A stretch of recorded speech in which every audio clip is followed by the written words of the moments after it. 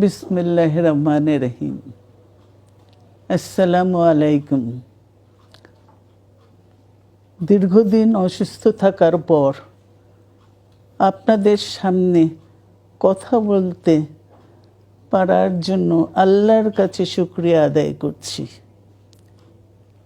আমার কারাবন্দী অবস্থায় আপনারা আমার কারামুক্তি ও রোগ মুক্তির জন্য সংগ্রাম করেছেন, দোয়া করেছেন। সেজন্য আমি আপনাদের সকলকে ধন্যবাদ জানাচ্ছি। দীর্ঘ আন্দোলন সংগ্রাম ও ত্যাগের মধ্য দিয়ে আমরা ফ্যাসিবাদী অবৈধ সরকারের কাছ থেকে মুক্তি পেয়েছি। আমি আন্তরিক ধন্যবাদ জানাতে চাই আমাদের বীর সন্তানদের, যারা মরণপণ সংগ্রাম করে এই অসম্ভবকে সম্ভব করেছে। শত শত শহীদদের জানাই শ্রদ্ধা।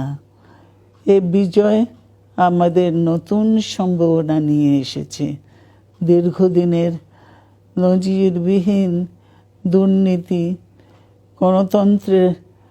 গণতন্ত্রের ধ্বংসের স্তূপের মধ্য থেকে আমাদের নির্মাণ করতে হবে এক সমৃদ্ধ বাংলাদেশ। ছাত্র তরুণরাই আমাদের ভবিষ্যৎ। তরুণরা এই যে স্বপ্ন নিয়ে বুকের রক্ত ঢেলে দিয়েছে, সেই স্বপ্ন বাস্তবায়নে করতে মেধা, যোগ্যতা, জ্ঞান ভিত্তিক গণতান্ত্রিক বাংলাদেশ গড়ে তুলতে হবে। শোষণহীন সমৃদ্ধ বাংলাদেশ। সকল ধর্মের গোত্রের অধিকার নিশ্চিত করতে হবে। শান্তি, প্রগতি আর সাম্যের ভিত্তিতে আধুনিক বাংলাদেশ নির্মাণে আসুন আমরা তরুণদের হাত শক্তিশালী করি।